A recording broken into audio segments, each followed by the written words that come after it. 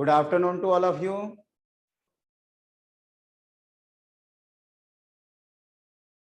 आवाज सुनाई दे रही है आप लोगों को?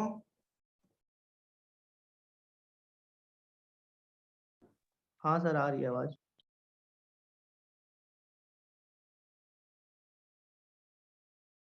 पिछली क्लास में शायद पैराबोला में भी पेंडिंग था ना?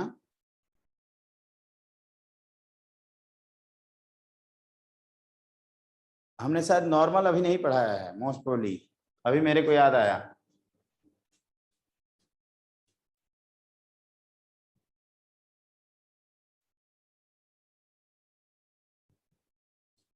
क्यों?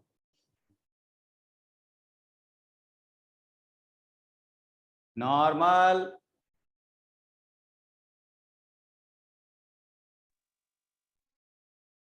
आप लोग मौनी बाबा बन जाते हो मैथ में। सर मैं नया स्टूडेंट हूँ, इसलिए मुझे पता नहीं है सर। अच्छा, आप नए हो शुभम। ओके। और ये जो बाकी पहले से कर रहे हैं ये सब सो रहे हैं। चलिए तो इसको हाँ सर, बचा है तो पढ़ाइए। नॉर्मल वाला पढ़े ना, पहले उसको हाँ पढ़ते हैं, इसको हटाते हैं, है ना? कहाँ है भाई वो? ढूंढना पड़ेगा मेरे को। देखते हैं कहाँ है।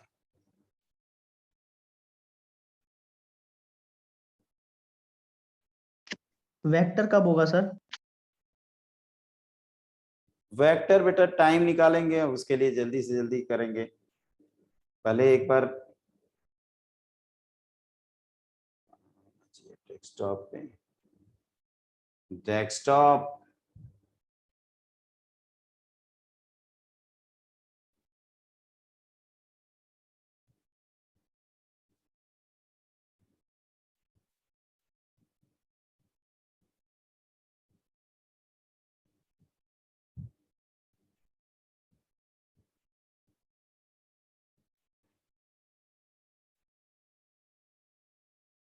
नॉर्मल ऑफ स्लोप एम तक हमने बताया था ना?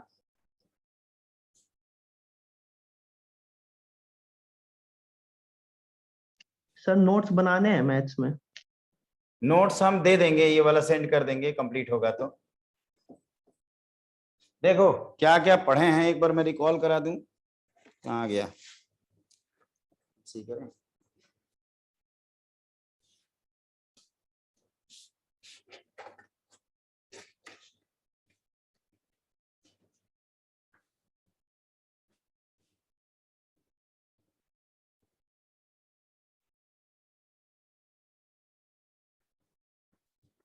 ये सारी चीजें हमने आपको कल बता दिया था। पैराबोला पहले कोनिक सेक्शन की डेफिनेशन बताए हैं, उसके बाद फिक्स पॉइंट को हम लोग फोकस, फिक्स लाइन को डायरेक्ट्रिक्स, कांस्टेंट रेशियो को इसेंट्रिसिटी कहते हैं।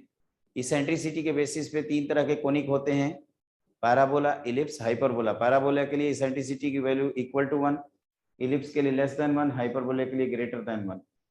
फिर हमने ये बताया था कि अगर जो फिक्स पॉइंट है अगर वो डायरेक्ट्रिक्स पे लाई करता है तो उस केस में पेयर ऑफ स्ट्रेट लाइन बनता है। फिर आपको मैंने बताया था axis of parabola.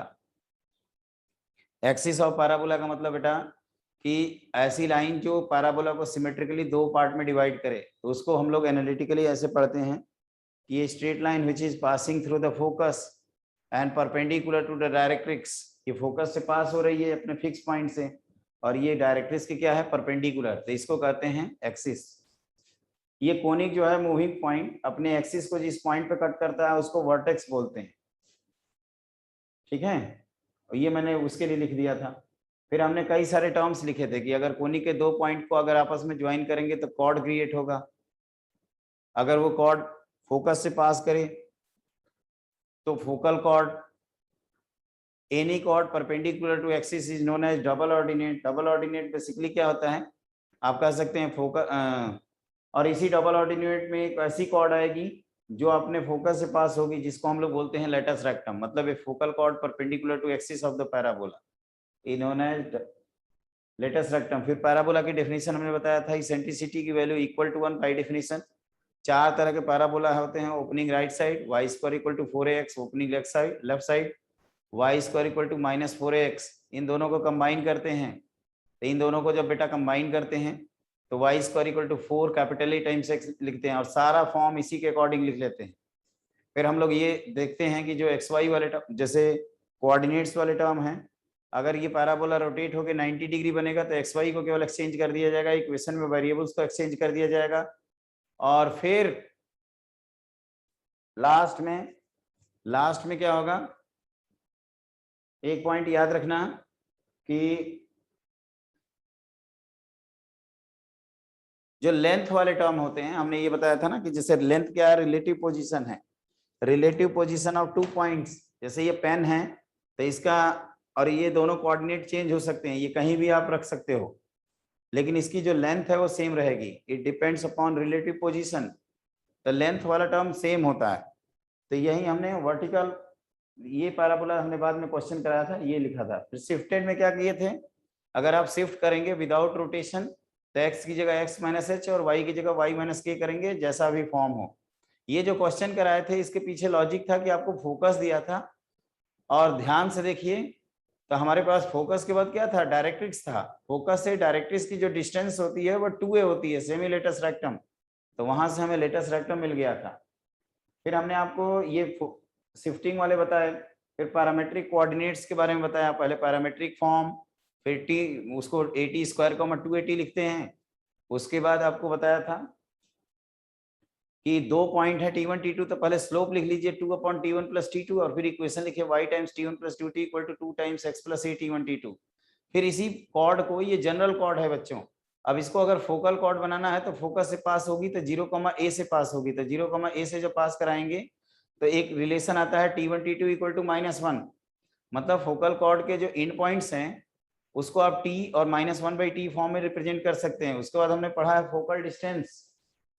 Focal distance मतलब कोई भी पॉइंट जो फोकस पैराबोला पे लाई कर रहा है उसकी फोकस से डिस्टेंस कितनी है। मैंने कहा कि कोई भी पॉइंट जो पैराबोला पे लाई कर रहा है उसकी फोकस से डिस्टेंस को ही फोकल डिस्टेंस कहा जाता है।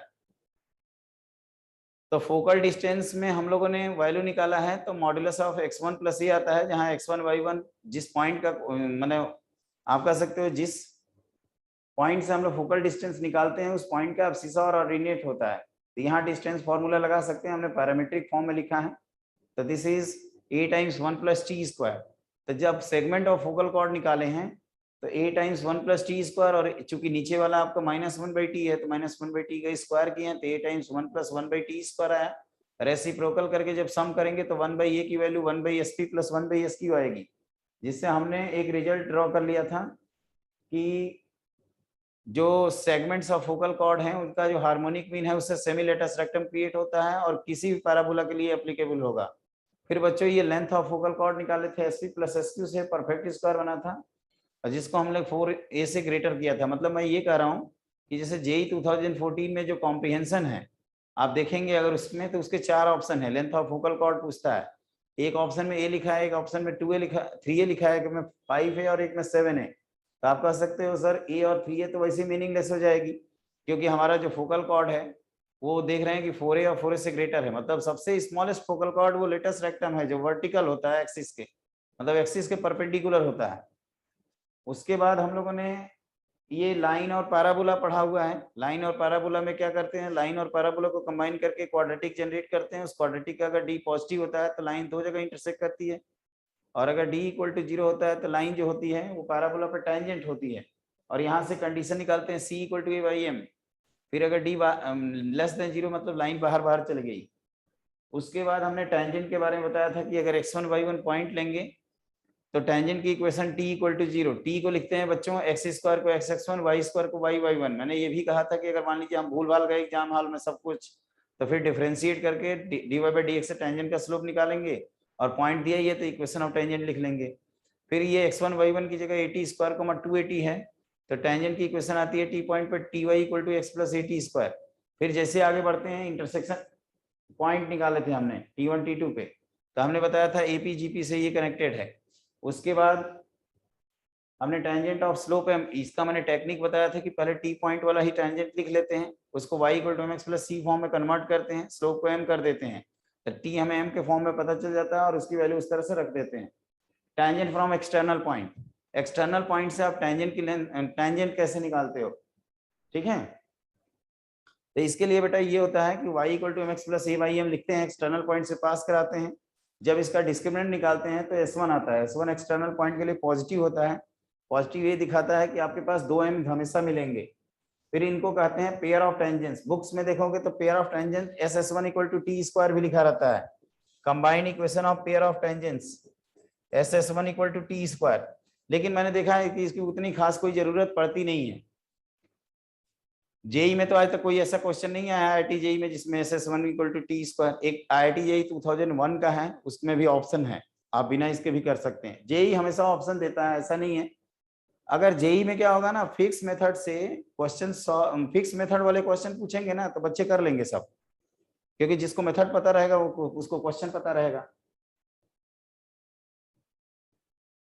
फिर हमने कुछ क्वेश्चन भी बीच बीच में कराए हैं, जैसे कि ये क्वेश्चन कराया हूं कि 45 डिग्री, इस हमने कहा था कि टेंजेंट की इक्वेशन निकालनी है, इस लाइन से टेंजेंट 45 डिग्री बना रहा था, इसका m स्लोप माना, tan थीटा का फॉर्मूला लगाया तो m की 2 वैल्यूज आएंगी और वो वैल्यूज यहाँ पुट। ये आप लोगों ने कंप्लीट किया था इसको, और सर पीपीटी दिए नहीं थे तो कंप्लीट कहाँ से करेंगे? यही सोच रहे हो ना मेहदी? हाँ सर। यही सोच रहे हो ना कि पीपीटी दिया नहीं तो कंप्लीट कैसे करेंगे?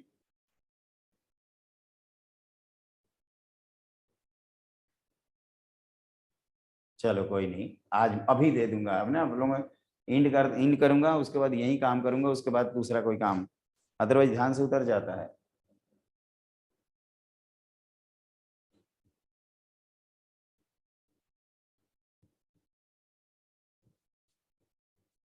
फिर हमने जैसे ये लोकस निकालना है तो वहीं एच के मान लिया एक्सटर्नल पॉइंट, एम स्लोप का टेंजेंट लिखा, स्लोप से रिलेटेड प्रॉब्लम है इसलिए इस तरह से किया।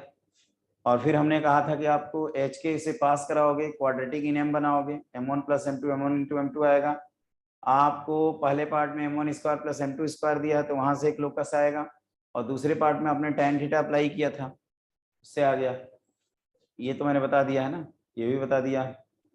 डायरेक्टर सर्किल, डायरेक्टर सर्किल मतलब locus of point of intersection of mutually perpendicular tangent. Parabola के केस में जो डायरेक्टर सर्किल है वो पैराबोला का डायरेक्ट्रिक्स आता है, directrix, director circle. Chord of contact T equal to 0। Chord of contact मतलब एक्सटर्नल पॉइंट से जब हम टेंजेंट्स ड्रॉ करते हैं तो जो कॉन्टैक्ट पॉइंट है उसको ज्वाइन करने वाली जो लाइन है, लाइन सेगमेंट है, उसी को कॉर्ड ऑफ कॉन्टैक्ट कहा जाता है। Chord with middle point T equal to S1, ये भी पढ़ लिए थे। नॉर्मल में हमने कहा था कि सब तो बता दिया हूँ क्या है। फिर क्या करते हैं कि आप नॉर्मल की इक्वेशन लिखते हैं y minus y one equal to 2a times x minus x1 से। सर ये लिखते हो बच्चों, देखो हमने क्या किया था, पहले टेंजेंट का स्लोप लिखा है, थोड़ा ध्यान देना। टेंजेंट की इक्वेशन से टेंजेंट का स्लोप, ये 2a by x Y one ही है ना स्लोप, कि कुछ और है? देखिए तो उसका काम हो चुका है।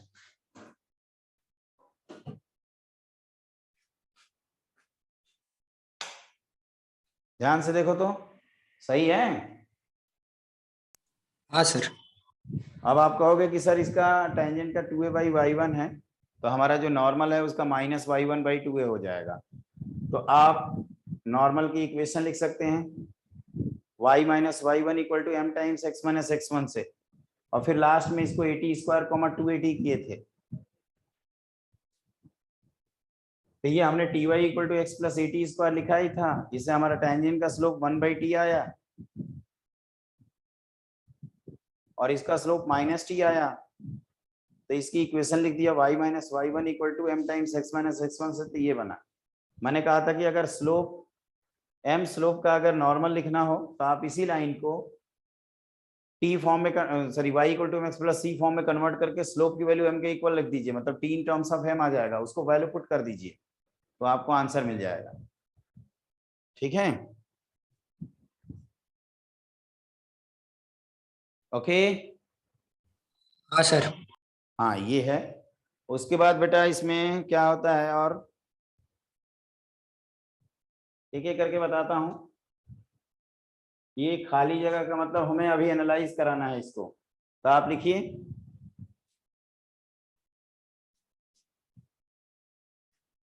normal from a given point, normal from a given point, एक गिवन पॉइंट से नॉर्मल की इक्वेशन कैसे लिखेंगे? थोड़ा सा समझना इसको। आप कहोगे कि सर ये पॉइंट दिया है, इसका मतलब एच के, और ये हमारे पास पैराबोला है y square equal to 4ax, तो क्या करते हैं, एम स्लोप का नॉर्मल लिख लेते हैं, इस पॉइंट से पास करा देंगे। अगर मैं आपसे पूछूं कि equation of normal of slope m is, तो क्या लिखोगे, ये y minus y1 equal to m times x minus x1 वाले कंसेप्ट से क्या लिखा जाएगा जी? आप ये कह सकते हो ना कि ये तो याद किए थे आप, mx minus 2am minus am cube, क्या हमने याद करवाया है इसको अभी थोड़ी देर पहले? हाँ सर। यस, तो इसको एच के से पास करा देते हैं, तो k equal to m h minus 2a m minus a m cube, तो एक तरफ ले जाते हैं, तो ये a m cube plus 2a minus h times m plus k equal to 0, तो ये क्या है, बीइंग क्यूबिक इन m, आप कह सकते हो बीइंग क्यूबिक इन m,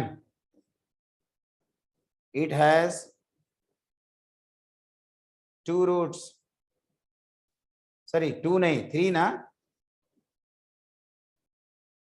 3 roots,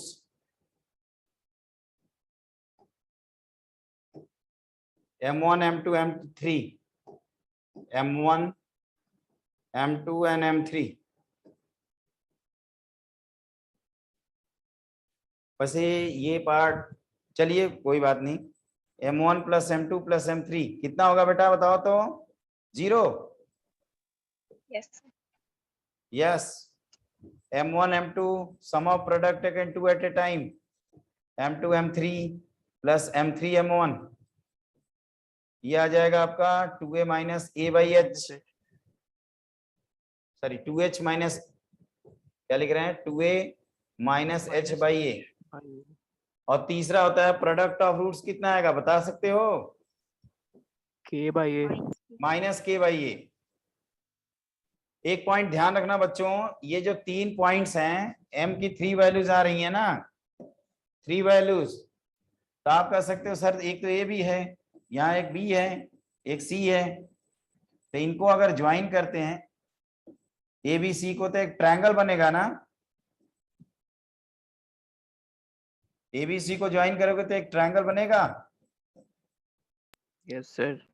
यस, और ये ABC को हम लोग बोलते हैं conormal points, ABC are called conormal points, conormal points, ठीक है।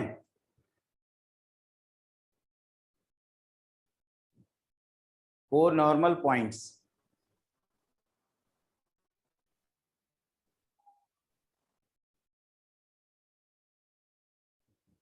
देखिए मैंने क्या किया है, एक बार रिकॉल करा देता हूं, आप आराम से देखते जाइए। सबसे पहले हमने m स्लोप का नॉर्मल लिखा है, पॉइंट नंबर 1। आप कहोगे कि t पॉइंट पे भी आप नॉर्मल लिख सकते थे, tx plus y equal to 2at plus a t cube, फिर आपने m स्लोप वाला क्यों लिखा? तो मैं कहूंगा कि अरे यार इसमें स्लोप होता है ना, इस वजह से m स्लोप वाला लिखा, y equal to mx minus 2am minus am cube करके। फिर कहोगे उसके बाद क्या किया आपने, तो h के जो गिवन पॉइंट है उसको नॉर्मल की इक्वेशन में रख दिया, एक्चुअली इससे पास कर रहा है ना एच के से, तो आप कहोगे कि सर ये तो क्यूबिक बन गया एम में, तो इसका मतलब 3 नॉर्मल पास हो रहे हैं, तो देखो वो 3 नॉर्मल, और ये एबीसी को बोलते हैं conormal points, conormal points, को डैश नॉर्मल पॉइंट्स, और ये एबीसी को फीट ऑफ नॉर्मल कहते हैं। और एबीसी ट्रायंगल को अगर ज्वाइन करते हैं ना, एबीसी ट्रायंगल को अगर ज्वाइन करते हैं तो बच्चों ये मिलता है आपका एक ट्रायंगल, और इसका सेंट्रॉइड आप लिख सकते हैं क्या? पहले तो एक बात बताता हूं, इसको थोड़ा डिटेल में मैं पढ़ाता हूं, और है ना, ये तो IIT JEE का क्वेश्चन है, ये सब टाइम पास है, हो जाएंगे। देखिए मैं ये बताना चाहता हूं आपको कि जो ये को नॉर्मल पॉइंट्स है, अभी थोड़ी देर पहले आपने याद करिए टी को -m करके बोला था ना नॉर्मल के केस में, भूल गए?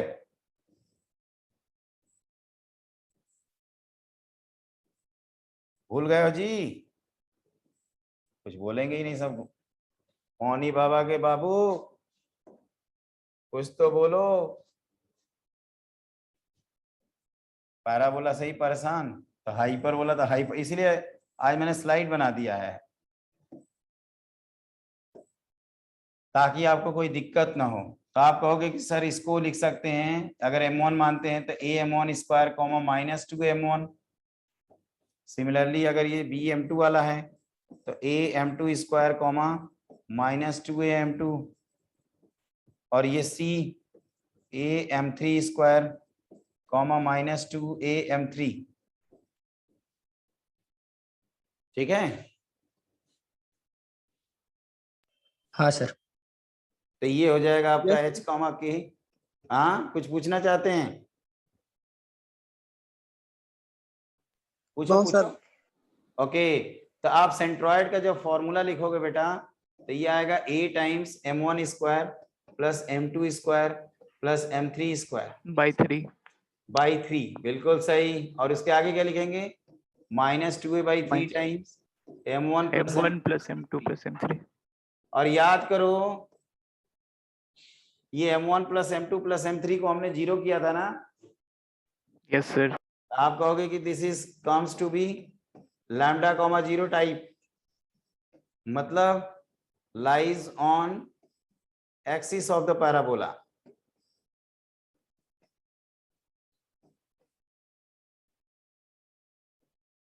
Axis of the parabola. ठीक है,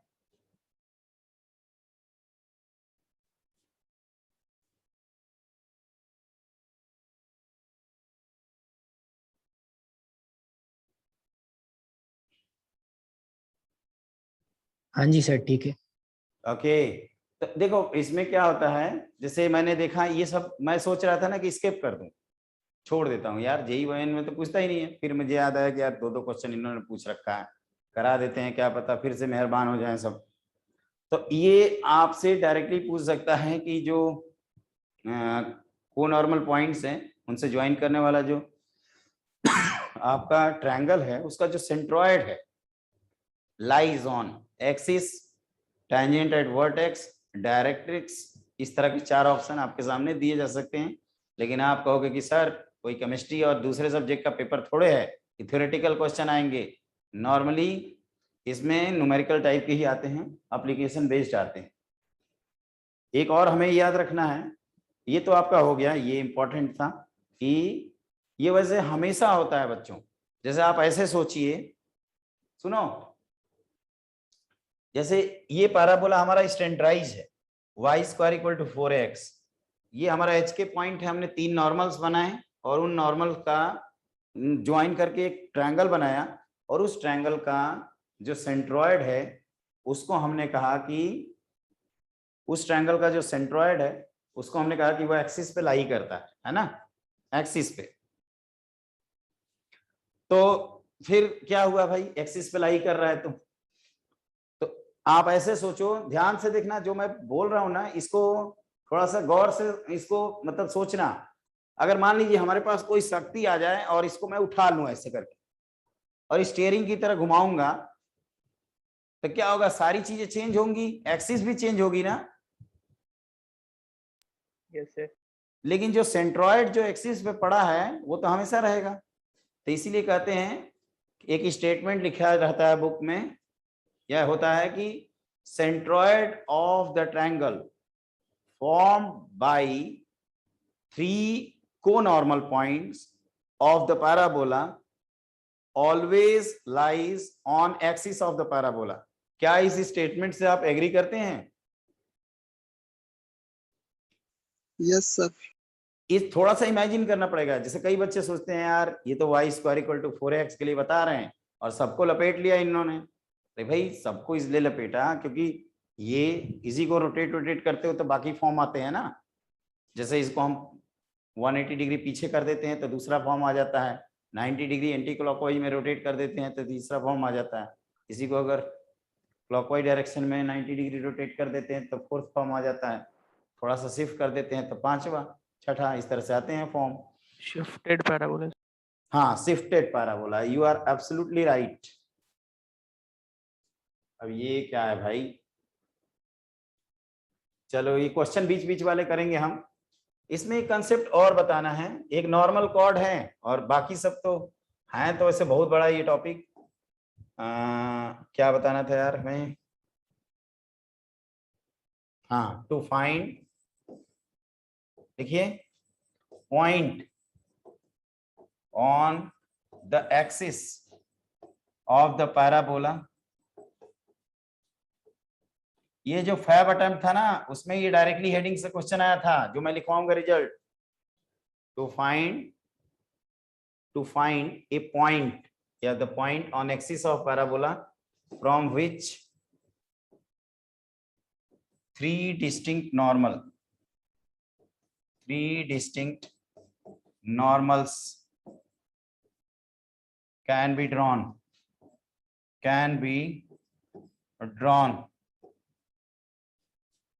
नॉर्मल ड्रॉ करते ही ये भी भाई साहब गायब हो गए।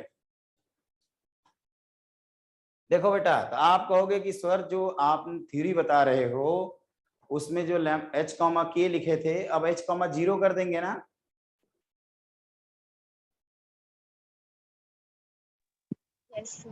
हाँ सर। क्योंकि एक्सिस पे पॉइंट है, एक्सिस मतलब एक्स एक्सिस, और अभी भी हमारी बातचीत चल रही है वही स्टैंडर्डाइज के लिए। कई बच्चे सोचते हैं कि सर लगता है इसी के साथ सेटिंग करके आए हैं, इसी के बारे में केवल पढ़ा रहे हैं, बाकियों को छोड़ दिए हैं, बाकी बेचारे नाराज हो गए तो और आ गए तो देखना उनका भी इलाज है। तो हम वही डायग्राम बना रहे हैं, बस यहाँ लैम्डा कॉमा 0 दिखा दिए, या h, 0 दिखा देना है ना। अब देखो ये इधर चला गया है पता ना कैसे,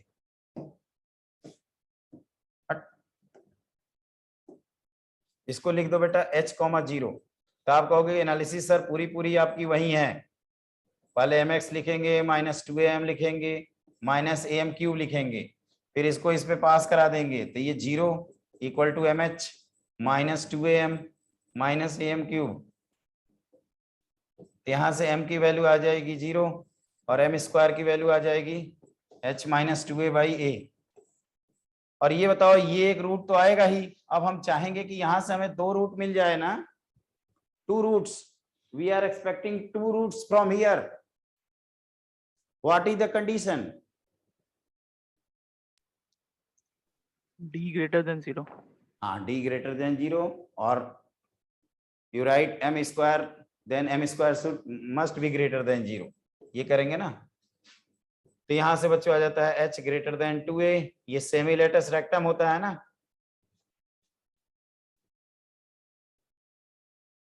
मतलब कि अगर डायग्राम वाइज बात करें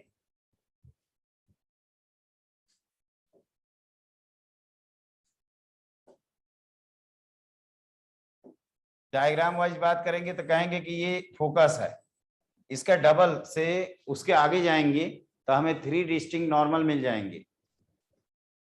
एक बार जेई में क्वेश्चन पूछा गया है, सुनोगे? Yes sir. कि यहाँ जो 3 नॉर्मल्स हैं उसमें 2 नॉर्मल्स आपस में परपेंडिकुलर हैं, तो पॉइंट की वैल्यू कितनी है? तो आप कहोगे एक तो आपने एक्सिस रिजर्व कर दिया और कॉमन सेंस है कि एक्सिस के साथ कोई परपेंडिकुलर तो नहीं होगा, ये जो बाकी 2 आ रहे हैं इनमें कोई परपेंडिकुलर हो सकता है। तो हम लोग क्या करते हैं बच्चों, यहाँ से ये क्वाड्रेटिक इनएम है ना, m1 m2 बिल्कुल m1 m2 -1 करके आंसर कर लेगा हम लोग, ठीक है। Yes sir. तो ये हो गया आपका, बस ये ध्यान रखिएगा। ये फरवरी अटेम्प्ट में आया था इसका एक क्वेश्चन, मुझे डेट नहीं याद है एग्जैक्टली लेकिन किसी पेपर में पूछा था। अब ये है नॉर्मल कॉर्ड, इसके बारे में लिखिए। नॉर्मल कॉर्ड का मतलब एक कॉर्ड जो एक पॉइंट पे नॉर्मल हो, ये भी एक तरह से कॉर्ड ही है, नॉर्मल कॉर्ड।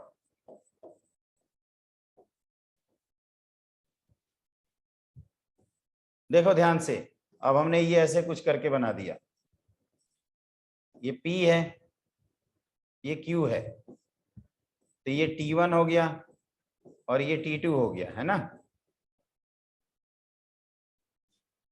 तो आप कहोगे कि सर आप तो अभी थोड़ी देर पहले, थोड़ी देर मतलब कल की क्लास में आपने इसका स्लोप लिखवाया था, this is y upon 2 upon T1 plus T2, याद है आप सबको? Yes, sir. भूल भाल गए तो एग्जाम में डिराइव कर सकते हैं, इसको a T1 square comma 2a T1 लिख लीजिएगा कंप्लीटली, और इसको a T2 square comma 2a T2 लिख लीजिएगा। और आप क्या करिएगा, अब स्लोप लिख दीजिएगा। स्लोप कैसे लिखोगे बेटा, तो वही y2 minus y1 upon x2 minus x1 से, तो आपका T1 माइनस T2 और ये कैंसिल हो जाएगा, तो ये आता है। और आप ये भी कह सकते हो कि अभी थोड़ी देर पहले आपने नॉर्मल का स्लोप माइनस टी बोल रहे थे ना हम, माइनस टी, हाँ, yes, sir. यहाँ पे माइनस T1 होगा, तो ये माइनस T1 और ये दोनों सेम हो जाएंगे, तो माइनस T1 की वैल्यू हो जाएगी 2 अपॉन T1 प्लस T2, तो यहाँ से T2 की वैल्यू मिल जाएगी आपको, and T2 comes to be minus T1 minus 2 by T1। याद रखेंगे तो बेहतर है।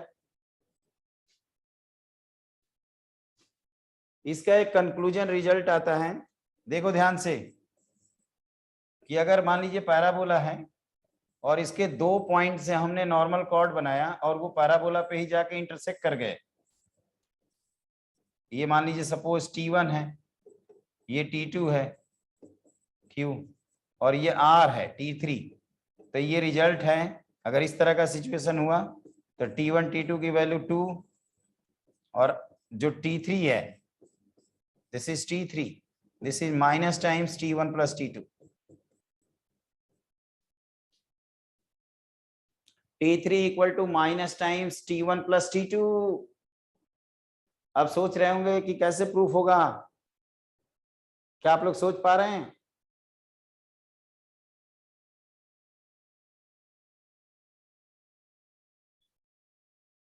सोच रहे हैं?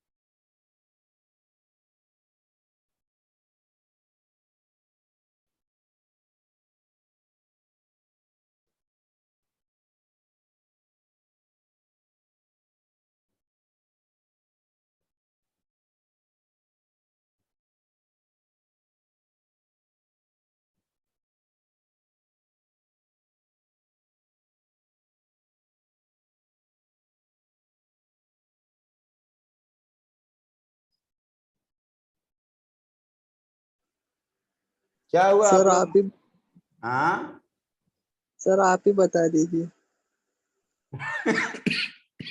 अरे यार थोड़ा गला बैठा हुआ है, रुको गर्म पानी पी लूं। बस हमारे लिए दुआएं करना कि मैं ठीक रहूं। एक्चुअली कल डीपीपी के चक्कर में परेशान हो गए बच्चों, रात के 1 बजे सोए, 4 बजे जग भी गए।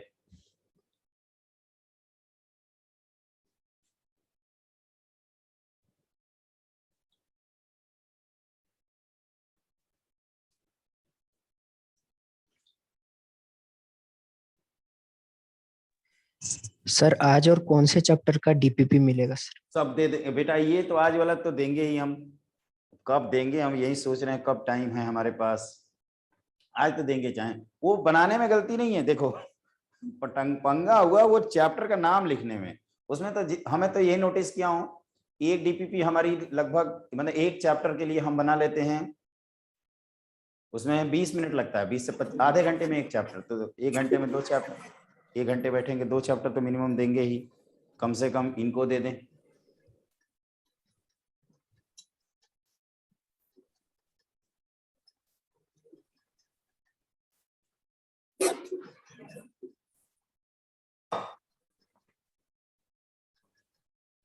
देखिए इसको वैसे ना देखो यार, मैं वही सब सोचता हूँ, ये सब तो कितना डिटेल बताते हैं हम लोग ऑफलाइन क्लासेस में।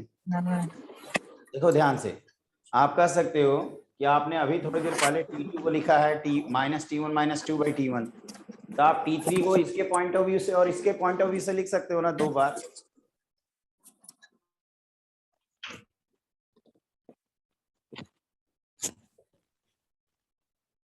अभी टाइम है जी, इतने में तो बहुत कुछ हो सकता है। देखो अबे ये सब कहाँ से आ रहे हैं, देखो इधर बेटा, ये मैं कह रहा हूं कि अभी जैसे मैंने रिजल्ट लिखवाया है, उस रिजल्ट के बेसिस पे या आप जैसे जो भी हमने नोटेशन यूज किया, I don't know,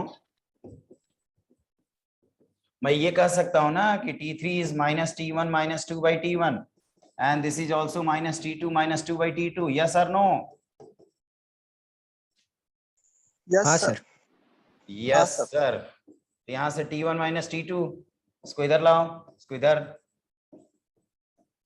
this is 2/T1 T2 T1 - T2, ये कैंसिल आउट हो गया। इन जनरल T1 - T2 अलग अलग है, तो T1 T2 की वैल्यू 2 आ गई, और किसी एक में रख दो T1 T2 की वैल्यू 2, तो T3 की वैल्यू -T1 - T2, तो ये भी हो गया। मतलब तीनों का सम कितना है, 0।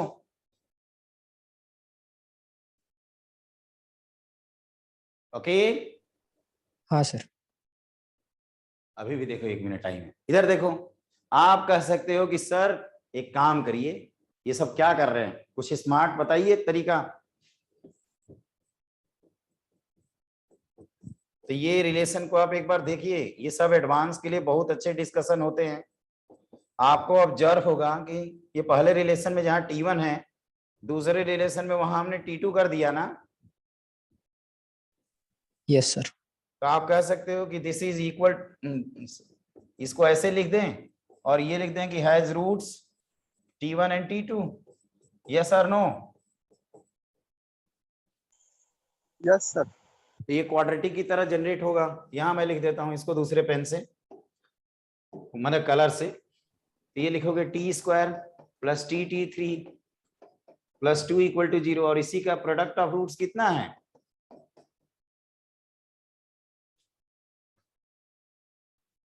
2 है। अरे यार ये 3 दिख रहा है, रुक जाओ।